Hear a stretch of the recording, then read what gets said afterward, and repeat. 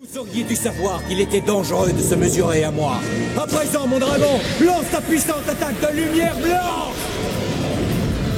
Charismatique, riche, beau gosse et un peu sombre, Kaiba a tout pour être le méchant parfait. Et c'est d'ailleurs pour ça que c'est le perso préféré de la plupart des gens. Mais c'est pas seulement son personnage qui le rend aussi populaire, c'est surtout ses monstres emblématiques. C'est pour ça que dans cette vidéo, on va voir les 5 meilleurs monstres de Seto Kaiba. Et je vous conseille de rester jusqu'à la fin parce que la dernière est abusée. Pour commencer, on va causer du gros poisson, du mastodonte, du roi de la cour de récré, le dragon blanc aux yeux bleus. Ce monstre, c'est pas juste une carte, c'est une véritable star de Yu-Gi-Oh! Le genre de monstre qui fait flipper rien qu'en le voyant. Avec ses 3000 points d'attaque pour 2500 de défense, c'est encore aujourd'hui le monstre normal le plus balèze du jeu. Au début, dans la saison 1, invoquer ce dragon, c'était comme tricher. Pas besoin de sacrifier quoi que ce soit, tu le poses et bam, t'as un tank sur le terrain. Mais ensuite, dans la saison 2, les règles ont changé et il fallait maintenant se séparer de 2 monstres pour l'appeler. Mais Kaiba, ce petit malin, a trouvé une parade. Il utilisait le Seigneur des Dragons avec la flûte invocatrice, comme si c'était un Uber pour dragon. Ce combo était tellement utilisé que Konami a sorti une carte, le Dictateur des Dragons, juste pour rendre hommage à cette astuce. En dehors de l'animé, dans le vrai jeu de cartes, le dragon blanc aux yeux bleus, c'est une vraie légende. Les joueurs ont créé des decks entiers autour de lui. Et puis ce dragon, c'est pas juste une bête de combat, c'est une véritable superstar des produits dérivés. On trouve de tout, des figurines, des cartes en édition limitée en argent. Je parie que si on pouvait, on aurait même des chaussettes dragon blanc aux yeux bleus. Oh non, je rigolais, le faites pas!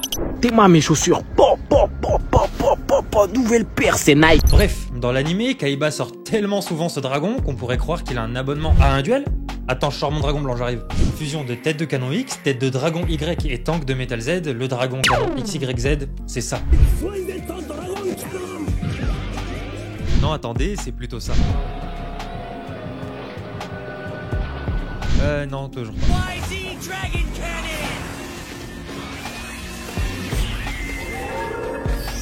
Ah, enfin, il en jette, hein. Il a intérêt parce que c'est le premier monstre fusion qui n'a pas besoin de polymérisation pour être invoqué. Avec 2800 points d'attaque pour 2006 de défense, ce monstre est un véritable tank. Son effet est simple mais dévastateur. Défausser une carte pour détruire une autre carte sur le terrain, sans limite par tour. En fait, c'est comme si t'avais une baguette magique et pouf, un problème de moins sur le terrain. Dans l'épisode 21 de la saison 4, quand Kaiba affronte Alistair, il utilise le dragon canon pour réduire en poussière les tanks d'Alistair. 3 tanks détruits en un tour, laissant le dernier monstre d'Alistair sans défense. Et contre Pegasus dans Pyramide de Lumière, c'est un spectacle similaire. Une carte défaussée et le monde des toons de Pegasus s'effondre comme un château de cartes. Le dragon canon XYZ n'est pas seulement un atout dans le deck de Kaiba, c'est une superstar. Lancé en septembre 2003, il a brillé dans 7 extensions différentes, passant de commune à secrète rare. Mais bon, dans le compétitif, il est pas méta, pour la simple raison qu'il faut avoir les 3 monstres sur le terrain en même temps pour l'invoquer. Et ces 3 monstres sont des merguez. Il a ouvert la voie aux invocations sans polymérisation et a quand même eu un bel héritage avec la carte ABC Dragon Buster qui a été méta pendant un bon moment. Il y a même une fusion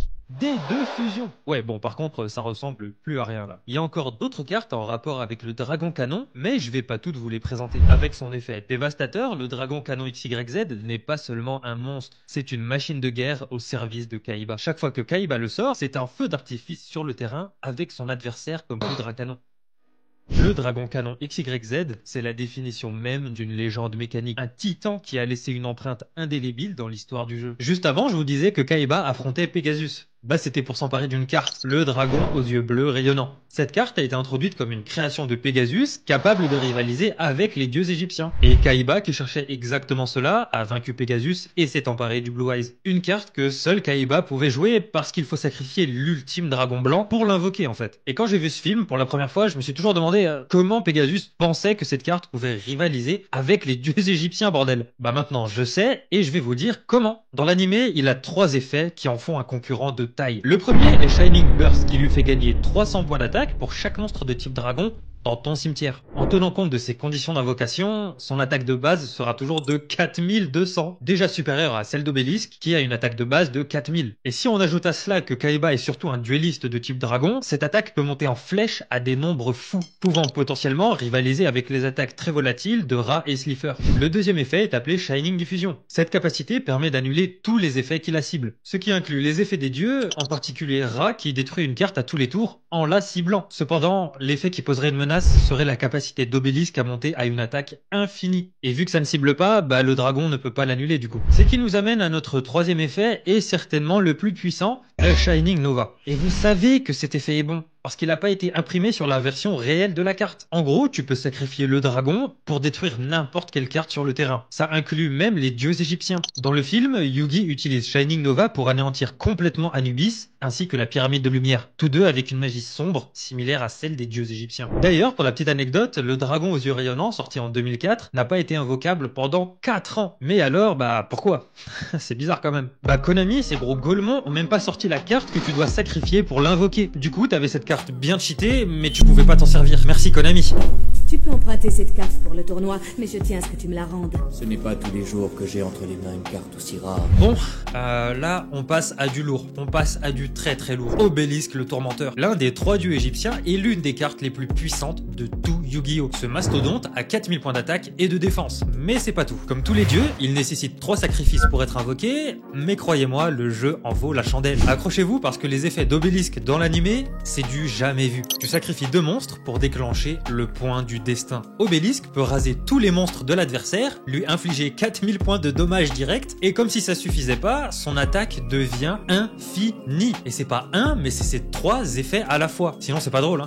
Le bougre, c'est une vraie machine de guerre, un bulldozer qui écrase tout sur son passage. Et quand Kaiba sort cette carte, c'est presque toujours un synonyme de victoire. La réaction de ses adversaires, un mélange de peur et d'admiration, parce qu'ils savent que ça va faire très très mal. Obélisque, c'est pas juste une carte, c'est un message clair. Je suis là et je vais tout détruire. C'est simple. Chaque fois que Kaiba l'a invoqué, c'est toujours une victoire. Sauf contre Yugi, qui a réussi à le contrer avec sa technique super ingénieuse du magicien des ténèbres et... Ouais non, c'est juste le perso principal, donc il a gagné. Mais sérieux, à chaque fois qu'Obélisque entre en jeu, c'est un retournement de situation assuré. C'est pas juste une carte puissante, c'est une icône. Un symbole de domination absolue. C'est pour ça qu'il mérite amplement sa place de numéro 2 dans notre top. Le dragon empereur du chaos, émissaire de l'achèvement, roi des ténèbres, idole des Dark Sasuke. Bref, rien qu'à son nom, tu comprends que c'est un méchant monstre possédé par un méchant pas gentil qui rigole comme ça.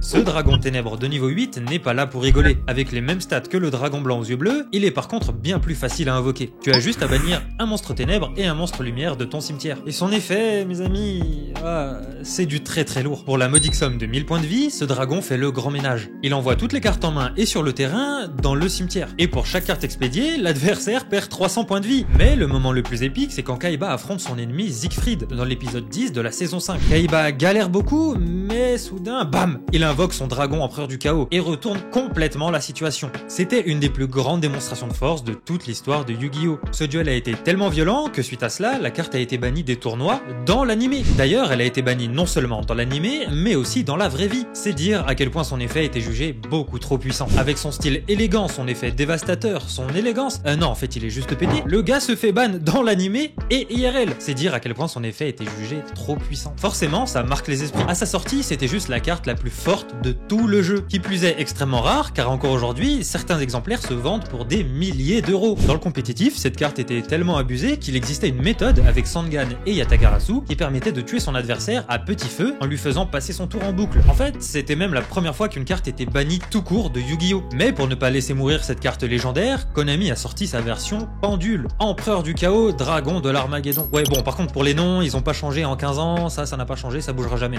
Ce monstre est très joué en compétitif, même jusqu'à aujourd'hui, car il te permet de ramener des dragons bannis sur ton terrain. Il est même dans le deck du champion du monde actuel. Aujourd'hui, si tu veux faire le deck de Kaiba dans l'animé, t'as vraiment le choix pour pas cher. Tout a été réédité plusieurs fois et tu peux avoir ton dragon blanc et même parfois avec plusieurs illustrations et raretés pour bien pimper ton deck. Pour finir cette vidéo, je vais activer la carte du youtubeur chiant pour te forcer à t'abonner à cette chaîne. Non, plus sérieusement, si t'as apprécié cette vidéo, n'hésite pas à me le faire savoir dans les commentaires. Ciao!